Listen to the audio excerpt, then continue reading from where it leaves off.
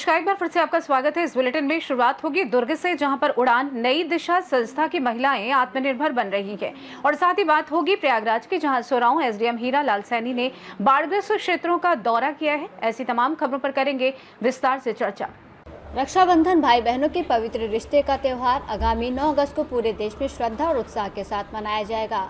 इसी रक्षा सूत्र रेशम की डोर को विशेष रूप से बनाने का कार्य छत्तीसगढ़ की उड़ान नई दिशा संस्था की महिलाएं महीनों से कर रही हैं। संस्था की महिलाएं विभिन्न डिजाइन्स में राखियां तैयार कर देश भर में ही नहीं बल्कि विदेशों में भी भेज रही हैं। संस्था की संस्थापक अध्यक्ष निधि चंद्राकर ने बताया कि संस्था द्वारा निर्मित राखियों की मांग लगातार बढ़ रही है। अब तक संस्था की ओर से 25,000 से अधिक राखियां भेजी जा चुकी हैं। संस्था की उपाध्यक्ष दीपाली मिश्रा, जो राखी निर्माण कार्य का पर्यवेक्षण करती हैं, उन्होंने बताया कि संस्था का मुख्य उद्देश्य महिलाओं को आत्मनिर्भर बनाना है।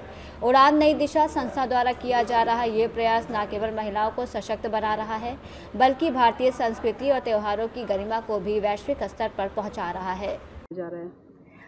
हर वर्ष की तरह छत्तीसगढ़ उड़ान जो संस्था है, हमारी संस्था में राखी जो है वो लगातार डिमांड पे बनती ही जा रही है। और लगभग 25 से 30 हज़ार जो राखियां हैं वो छत्तीसगढ़ से बाहर और विदेश भी जा चुकी हैं। और लगातार और डिमांड बनी हुई है। और ऐसा होता है कि राखी के दिन तक भी हमारा ऑर्डर जो है वो हम कंप्लीट कर पाते हैं।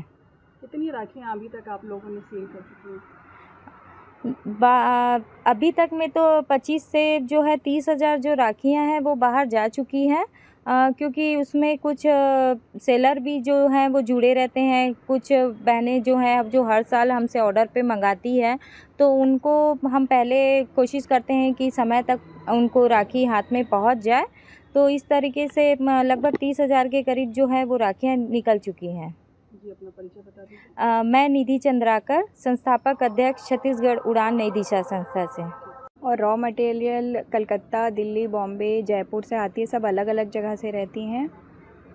कितनी अभी तक आप लोगों ने कितनी महिलाओं को राखी का प्रशिक्षण दिया है, जो राखियां बना के अपना आर्थिक स्थिति मजबूत कर रही हैं? राखी का प्रशिक्षण तो हम लोग बहुत सारी लेडीज़ लोग को दे चुके हैं, 2 से 2,500 हज़ार। लेकिन जो हमारे साथ मेन जुड़ी हुई हैं वो 50 से 60 लेडीज़ हैं जो रेगुलर हमारे साथ जुड़ी हुई हैं। जो ये राखियाँ हैं, इनको मार्केट कहाँ से मिलता है, कहाँ इनको आप लोग सेल करती हैं? ये मोस्टली ऑनलाइन ही जाती है। और उसके बाद फिर जो हमारे लोकल भिलाई के कस्टमर हैं वो घर आके लेके जाते हैं। जी, अपना परिचय बता दीजिए। मैं दीपाली मिश्रा, छत्तीसगढ़ उड़ान। दुर्ग छत्तीसगढ़ से सी न्यूज़ संवाददाता धर्मेंद्र गुप्ता की रिपोर्ट। प्रयागराज में रेस्क्यू टीम के द्वारा लगातार बाढ़ प्रभावित इलाकों में भ्रमण कर लोगों को रेस्क्यू किया जा रहा है। लोगों को खाद्य सामग्री, लंच पैकेट का वितरण भी किया जा रहा है। प्रयागराज से सी न्यूज़ संवाददाता जाबिर की रिपोर्ट। खबर प्रयागराज से है, जहां सोराव एसडीएम हीरा लाल सैनी लगातार बाढ़ग्रस्त क्षेत्रों में ऑपरेशन राहत को सुचारू रूप से संचालन कर रहे हैं। मंगलवार को भी एसडीएम की अगुवाई में फाफामऊ, बेला कछार, सराय जयराम समेत दर्जनों बाढ़ग्रस्त क्षेत्रों का दौरा किया और ज़मीनी हकीकत जानी। और वो राहत शिविरों में रह रहे सैकड़ों लोगों को नाश्ता और खाने का पैकेट वितरित किए। बाढ़ प्रभावित लोगों के मवेशियों को भी चारे की समुचित व्यवस्था कराई गई। एसडीएम सोराव ने बताया कि लगातार लोगों से संपर्क कर स्थिति पर नजर रखी जा रही है। हालांकि जल स्तर आज से घट रहा है, लेकिन किसी प्रकार की समस्या से निपटने के लिए प्रशासन चौकन्ना है। जी के जल स्तर में कमी आना शुरू हो गई है। हालांकि ज़्यादा नहीं है, लेकिन रात से लगभग 1 फीट के कमी दिखाई पड़ रही है। और हमारा राहत कार्य अभी भी चल रहा है। यहाँ पर अभी सुबह जो है प्रशासन की तरफ से और लोगों के सहयोग से 300 पैकेट नाश्ते का वितरण करा दिया गया है। हम ग्रामीण क्षेत्रों में भी देख कर आ रहे हैं। जैसे हमारा मेन चौकी है सराय जयरामपुर, यहाँ पर 8 गाँव के लोगों को शिफ्ट किया गया है। लोग तो कम है, लेकिन पशु लगभग 2,500 के आसपास हैं।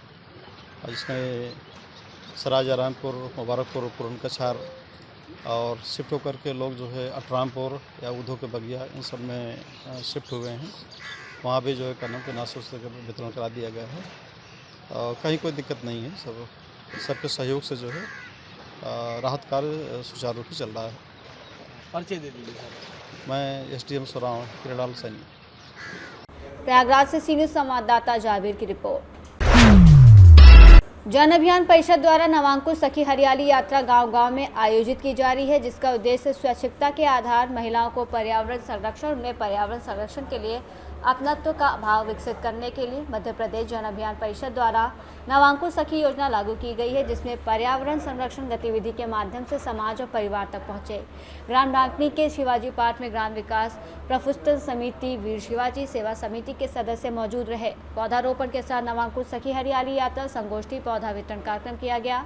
वीर शिवाजी सेवा समिति के संरक्षक सुखदेव पाटीदार ने जानकारी देते हुए बताया कि शिवाजी पार्क में वीर शिवाजी सेवा समिति के द्वारा विगत 7 वर्षों से सेवा कार्य किया जा रहा है, जिसमें जन्मदिन के अवसर पर पौधारोपण, निराई गुड़ाई, पौधों को पानी देना आदि कार्य किए जाते हैं।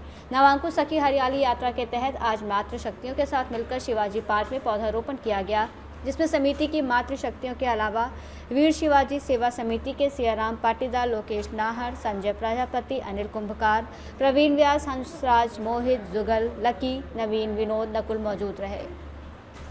राजगढ़ से सी न्यूज़ संवाददाता नागेश्वर की रिपोर्ट।